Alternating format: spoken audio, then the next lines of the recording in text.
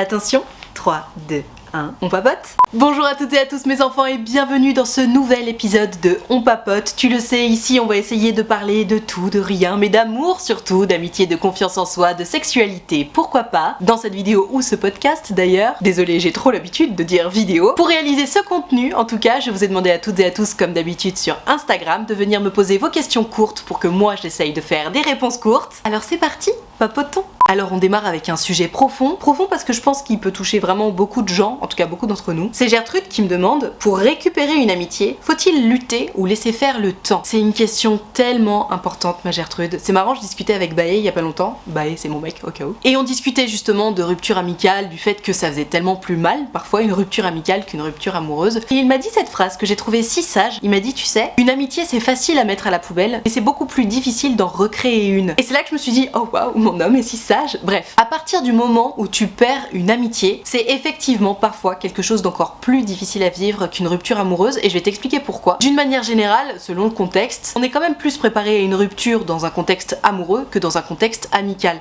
Et du coup, quand on se retrouve avec nos amis d'ailleurs, beaucoup plus facilement on va se permettre d'être nous-mêmes, beaucoup plus facilement on va dire ce qu'on pense, parce qu'après tout les amis c'est la famille qu'on se choisit et qu'on se crée. Et à aucun moment on se dit que peut-être qu'un jour on va s'engueuler tellement fort qu'on se parlera plus ou que simplement le temps va faire que on s'éloignera tellement que t'es comme dans les Sims, tu vas avoir la notification en mode coucou, vous n'êtes plus amis. Ok. Donc ma Gertrude, je me doute que si t'es dans cette situation, ça doit pas être facile à vivre. Et pour l'avoir vécu, d'ailleurs je pense que nombre d'entre nous l'avons vécu aussi, je t'envoie tout mon soutien parce que je sais que c'est pas facile. Maintenant, vu ta question, tu souhaites récupérer cet ami et tu me demandes s'il faut lutter ou laisser faire le temps. Et j'ai envie de te dire les deux, mon capitaine. Si t'as envie de récupérer cet ami, alors évidemment ça dépend du contexte. J'aurais eu besoin de tellement de détails, mais en même temps c'est aussi le concept de ces vidéos, c'est qu'on essaie de mettre pas trop de détails, comme ça peut parler au maximum de gens. Mais déjà, commence par te poser les bonnes questions. Comment ça se fait que votre amitié se soit brisée? Est-ce que c'est de ton fait? Est-ce que c'est du sien? Ou est-ce que c'est du vôtre à toutes les deux? Ou à tous les deux? Typiquement, si c'est de ta faute à toi, et tu sais, ça arrive, parfois on fait quelque chose qu'il fallait pas faire, consciemment ou non, dans tous les cas, bien entendu, présente-lui tes excuses à cet ami. Et tu peux d'ailleurs peut-être le faire plusieurs fois.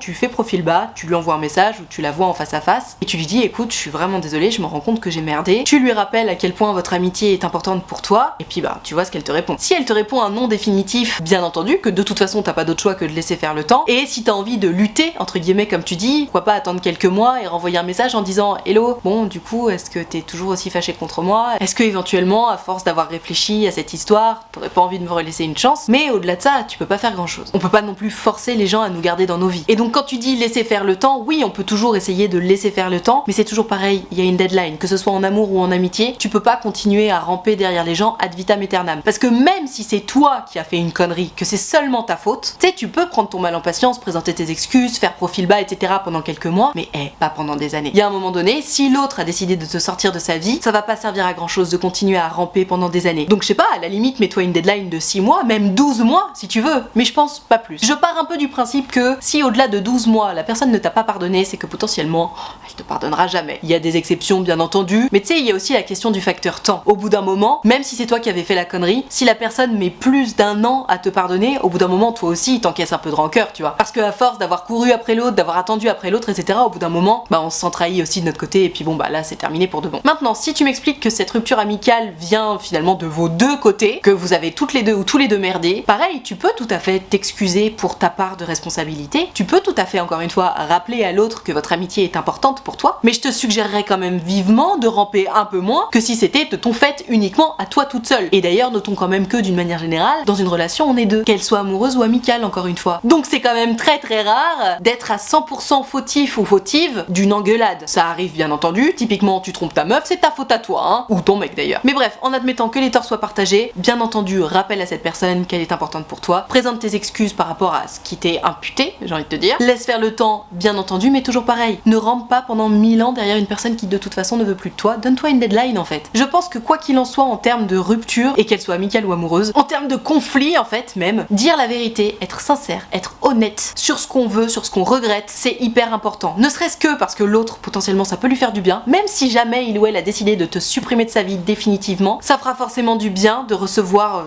des excuses, mais surtout pour toi, en fait, égoïstement, le fait de savoir que t'as tout fait, que t'as tout donné, que t'aurais juste pas pu en faire plus pour récupérer cette personne qui était importante à tes yeux, ça va te permettre, si deuil il y a besoin de faire ton deuil beaucoup plus rapidement. Parce que justement, tu te pollueras pas l'esprit l'esprit avec des oh, mais si j'avais fait ça, si j'avais dit ça, peut-être que on serait toujours amis, etc. Donc ma Gertrude, pour répondre à ta question, faut-il lutter ou faut-il laisser faire le temps? Je pense vraiment que les deux sont nécessaires de toute façon. S'il y a une engueulade, s'il y a un problème, évidemment que le temps est nécessaire pour apaiser les choses. Bien entendu que si cet ami est important ou importante pour toi, oui, je pense qu'il faut se battre. De la même façon que quand on est amoureux vraiment ou amoureuse de quelqu'un et que cette personne ne veut plus de nous, on peut entre guillemets se battre en lui disant mais écoute, moi c'est vraiment toi que j'aime, c'est vraiment avec toi que j'ai envie d'être, est-ce que t'es sûr de vouloir arrêter cette histoire? Parce que moi j'y croyais vraiment. Il faut dire les choses, il faut se battre pour ce qu'on veut vraiment. Maintenant, c'est toujours pareil, c'est une question d'équilibre, un peu mais pas trop. Se battre pour quelqu'un, oui, se transformer en carpette, non. D'où l'importance de la deadline. Elle est évidemment plus longue en amitié qu'en amour, parce que d'une manière générale, en amour, on se donne quand même encore plus qu'en amitié. Donc je te dis, si c'est une amitié de longue date et qu'il faut la peine, mets-toi jusqu'à 12 mois de deadline. Tu peux évidemment mettre moins, mais vraiment je pense que pas plus. Et si c'est une rupture amoureuse, tu peux te mettre une deadline, j'en sais rien, de 2-3 mois. Je pense que plus de 3 mois c'est trop. Mais après, chacun son équilibre. J'espère que ça t'aura aidé ma Gertrude. Ah, j'adore ce message. Il me dit qu'il préfère qu'on reste amis, mais... Et là, il me dit suite en DM. Non mais tu sais quoi? Je vais même pas aller voir la suite en DM. Déjà parce que le principe du on papote, c'est des questions courtes. Et surtout parce que, je suis désolée ma Gertrude, mais j'en ai assez entendu. Il t'a dit qu'il préférait que vous restiez amis. Ça veut dire quoi? Ça veut dire qu'il veut pas s'engager avec toi. Et quel que soit le mais, je l'imagine très bien ton mais il me regarde, mais il me fait des compliments tout le temps, mais on se pécho en soirée, mais on a couché 1000 fois ensemble, mais il me dit qu'il m'aime, que sais-je? Quel que soit le mais, ma Gertrude, seul le résultat compte. Il préfère que vous restiez amis, je cite. Donc si je résume encore plus que ça, vous ne voulez pas la même chose. Je me doute bien que si tu me dis Nad, il me préfère qu'on reste amis, je te donne la suite du problème en message privé, c'est que toi tu veux pas rester amis. Et donc vous ne voulez pas la même chose. Or, dans ce type de conjoncture, c'est toujours pareil. Celui ou celle qui en veut le plus, c'est celui ou celle qui va tomber de haut et donc s'éclater la gueule par terre et se faire donc du mal. Tu l'auras compris, t'as la place du con dans cette histoire ma Gertrude, je suis vraiment désolée pour toi. Mais donc quel que soit le mais, rappelle-toi toujours que tant que c'est pas oui, c'est que c'est non. Donc là, il veut pas être en couple et surtout, seul le résultat compte. C'est non. Encore une fois, je cite, il préfère qu'on reste amis. Donc ne t'étends pas sur les détails ma Gertrude. Arrête de chercher des étincelles de lueur, d'espoir à droite et à gauche dans des comportements qui n'ont pas à être interprétés ou des mots qui de toute façon ne vont pas avec le résultat qui est, je te le rappelle, je veux qu'on reste juste amis. Tu vois, la Gertrude précédente, elle me disait oui, est-ce qu'il faut se battre ou est-ce qu'il faut laisser du temps, etc. Tu sais, il y a un moment donné, se battre pour les gens qu'on aime, c'est très bien, se battre pour avoir ce qu'on veut, c'est très bien, mais c'est aussi ce que je disais à la Gertrude précédente, tu ne peux pas forcer les gens à t'aimer, tu ne peux pas forcer les gens à vouloir être amis, ni à être en couple avec toi, ce n'est pas possible. Et lui là, ce coco, rappelle-toi toujours qu'il préfère ne pas être en couple avec toi, donc c'est-à-dire qu'il préfère prendre le risque qu'un jour toi tu rencontres quelqu'un d'autre et que tu vives ta best life avec ce quelqu'un d'autre, plutôt que de rester avec toi et de vivre sa best life avec toi. Donc ouvre les yeux ma Gertrude, cette personne n'est pas amoureuse de toi, ou en tout cas, il ne veut pas être avec toi. Donc oublie les mais, regarde la réalité en face, tu ne seras jamais heureuse avec cette personne parce que cette personne n'est pas capable de t'offrir ce que tu recherches, et c'est pas grave, ça fait mal, je suis d'accord avec toi, mais c'est pas grave, maintenant t'es fixé, donc passe à autre chose, éventuellement arrête un peu le contact avec cette personne, parce que là en ce moment j'ai le sentiment que ça te fait un peu de mal quand même. Ça te fait du mal dans le sens où, comme je te disais, tu peux pas t'empêcher de chercher des lueurs d'espoir à droite ou à gauche, et c'est humain, hein. T'es déçu, donc tu cherches à retrouver l'espoir, sauf que l'espoir déçu c'est ça qui fait mal. Donc stop chercher l'espoir, regarde la réalité en face, fais le deuil de cette relation qui n'aura jamais lieu et passe à autre chose ma Gertrude. Courage, je suis avec toi, je sais que c'est pas facile, mais tu peux le faire, je te promets que tu peux le faire, et surtout, une fois que tu seras redevenu disponible émotionnellement et que tu rencontreras enfin cette personne que tu espères, tu me remercieras à ce moment-là. Et surtout, tu te remercieras, parce que c'est toi qui auras fait le taf. Attention, la question à 1 million d'euros, on me l'a tant posé celle-là. Un plan cul pour sa première fois, est-ce une bonne idée? Alors...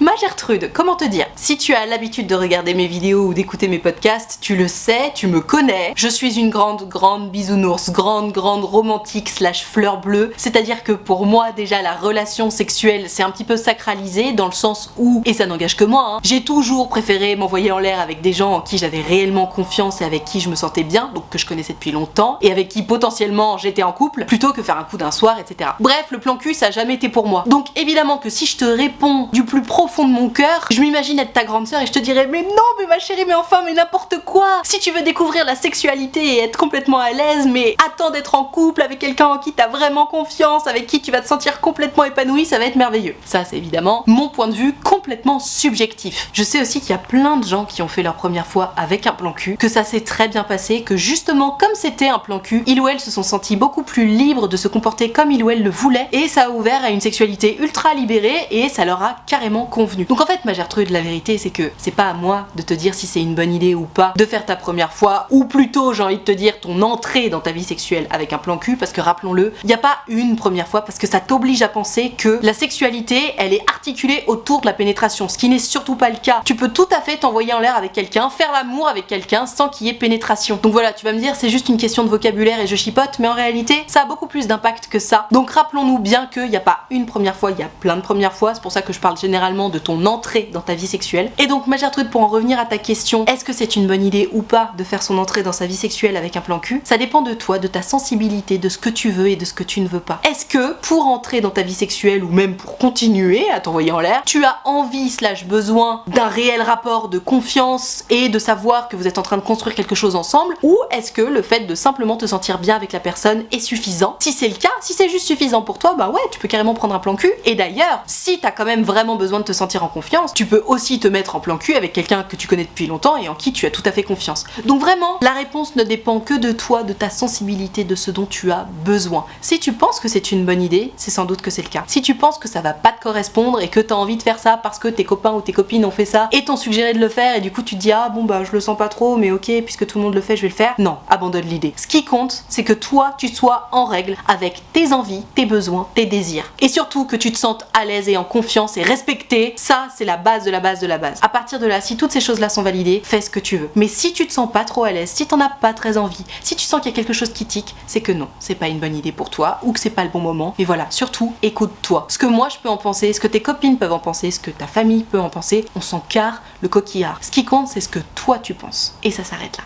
Allez, une petite question de cul comme on les aime. Gertrude me dit: prononcer le prénom d'un autre homme excite mon copain pendant l'intimité. Malsain, non? Alors, ma Gertrude, si tu pars du principe que réaliser les fantasmes de ton mec c'est malsain, arrête tout de suite. Comme je disais à la Gertrude précédente, si tu t'apprêtes à faire un acte sexuel qui te met mal à l'aise, si t'es pas ok avec ce que t'es en train de faire, juste il faut arrêter. Parce que là, t'es quand même en train de m'expliquer que tu fais un truc que tu trouves malsain, donc finalement t'es dans le jugement par rapport aux fantasmes de ton mec. Ce qui, au passage, me paraît un peu déplacé quand même, parce que tous les fantasmes sont particuliers et c'est pas parce que tu ne partages pas ce fantasme là qu'il est malsain. Juste bon bah toi ça t'excite pas, ok, mais de là à aller estimer que les fantasmes de ton partenaire sont malsains, waouh, je te trouve dur hein. Si j'étais à la place de ton copain, ça me donnerait pas très envie de te raconter mes autres fantasmes, tu vois, parce qu'encore une fois les fantasmes c'est vraiment propre à chacun et être dans le jugement alors qu'on se raconte des choses aussi intimes, je pense que c'est pas une très bonne façon de démarrer la conversation. Parce que si tu pars du principe que ce fantasme là c'est malsain, alors dans ce cas, si demain tu croises un fétichiste des pieds, tu vas te dire que c'est un taré. Et si après-demain tu croises quelqu'un qui aime le BDSM, tu vas te dire que c'est un taré, enfin tu sais, tu vas te dire que soit c'est des malsains, soit c'est des tarés, alors que bah non, juste chacun ses fantasmes. Et au contraire, je trouve que c'est une preuve de confiance en toi de t'en avoir parlé. Maintenant, attention ma Gertrude, ce qui est malsain dans cette histoire, c'est l'idée que toi tu puisses essayer de réaliser le fantasme de ton mec alors que ça te met mal à l'aise. Parce que, vu ta question, je pense que ça te met carrément mal à l'aise. Ça c'est malsain, parce que finalement t'es en train de me dire que tu fais quelque chose que tu n'as pas envie de faire. Or, je le rappelle, la base de la base de la base de n'importe quel acte sexuel, c'est le consentement, l'envie, le respect. Là, il n'y a pas ton consentement. C'est bien joli de vouloir lui faire plaisir, mais si ça te fait pas plaisir de lui faire plaisir, il faut pas faire ça. Si ça te met mal à l'aise ou quoi, à la limite, tu peux en discuter avec lui, tu peux lui dire écoute, en fait, moi j'aime pas trop faire ça, je suis désolée, j'ai bien compris que ça t'excitait, mais je suis pas ok avec cette idée-là. Donc si ça te va, on va juste plus le faire. Peut-être que ça reviendra, mais là, pour l'instant, je peux pas. Et ça s'arrête là. Parce que là, c'est trop dommage. Tu te retrouves à être dans le jugement par rapport à quelque chose de très intime à ton mec, alors que tu pourrais juste très bien le laisser tranquille dans cette intimité-là et lui dire bah écoute, non, moi ça m'excite pas, donc on va juste pas le faire, et puis ça s'arrête là. Tu vois? Donc malsain, non, je ne pense pas. Tu m'expliquerais qu'il aime la pédopornographie, là je te dirais oui, il y a un énorme problème,